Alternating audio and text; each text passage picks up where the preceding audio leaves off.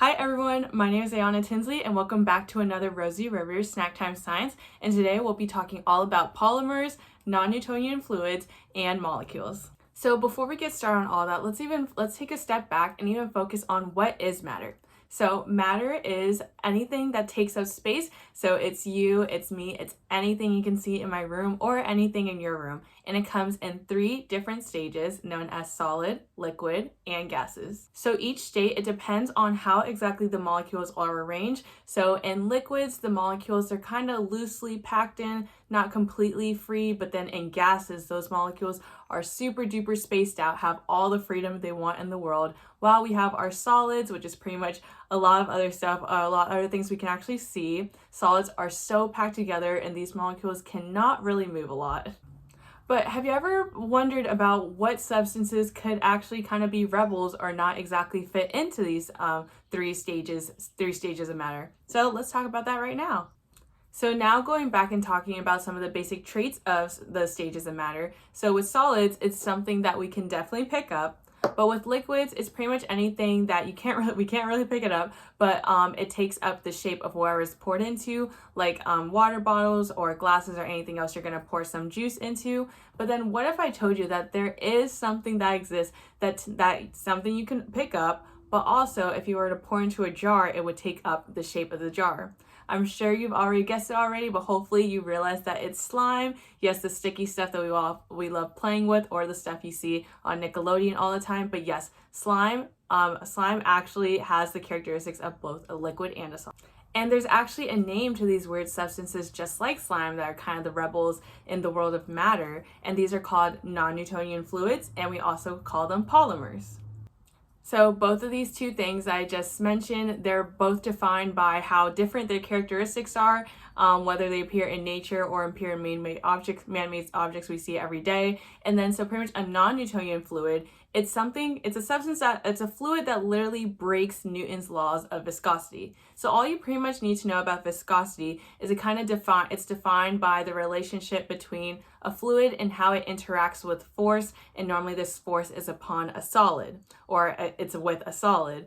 So pretty much all you have to think about this is if you were to punch water or if you were to punch a regular liquid like juice, how would that be different versus if you were to punch a non-Newtonian fluid such as slime, ketchup, honey, something like that? You know you're going to get into a sticky situation. So non-Newtonian fluids are created when certain substances link together in a phenomenon called cross-linking, and then so pretty much a non-Newtonian fluid, it's going to be a polymer, but not all polymers are going to be a non-Newtonian fluid. So pretty much slime, since it's a non-Newtonian fluid, we also know that it's a polymer. So let's talk more about polymers. So a little bit more about polymers is that polymers are made out of a large chains of molecules that consist of repeating units of something called a monomer. So this is our monomer right here, and a single polymer molecule, just like this one, can have up to hundreds and hundreds of thousands of these single repeating units that we called monomers. And then these polymer chains then actually bond to themselves or are chained to other polymer molecules, and this is what makes it this is what makes actual substance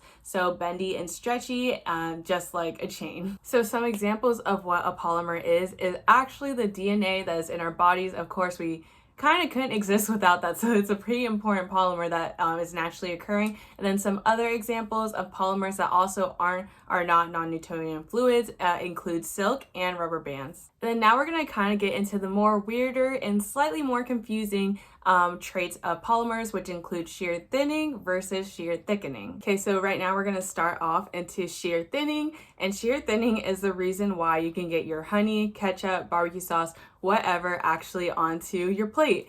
So pretty much what happens here is that, as you know, once it gets stuck in the bottle, no matter how many ways you toss and turn it or you turn the bottle, it just won't come down kind of by itself. So then you start shaking it or even hitting it, and by that you're putting a mechanical force upon that substance, and then eventually it's able to go through the nozzle and it's able to be poured, spread, or dipped a lot easier this way. And it's because it actually thinned out due to the force that you applied on it, and that's pretty much what shear thinning is. And now on kind of the completely other side, we have shear thickening. So here is where we get to talk about Oobleck. I'm sure you guys are familiar with that, or just the classic cornstarch and water paste combination, and then also the infamous quicksand. So it's pretty well known that when you actually strike on Oobleck, it actually gets rigid, it gets hard. But then when like nothing is happening to it, it's just like your regular slime, kind of even more water, like just super fluidy, super flowy, stuff like that. But pretty much once you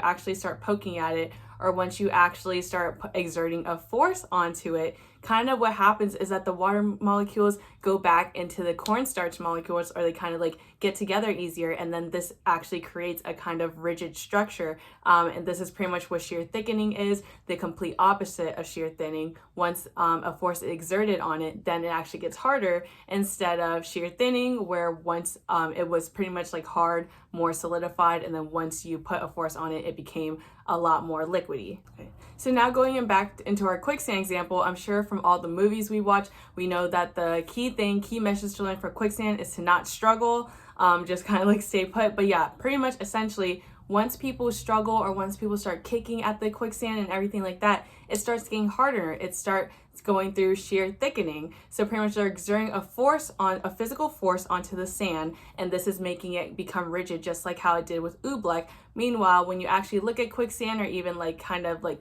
you can see it, you see it's kind of flowy, liquidy, doesn't look like something that you should really have to worry about. So I hope you're able to enjoy your polymer bouncy balls once you actually get to make them, and I challenge you to find a polymer right now.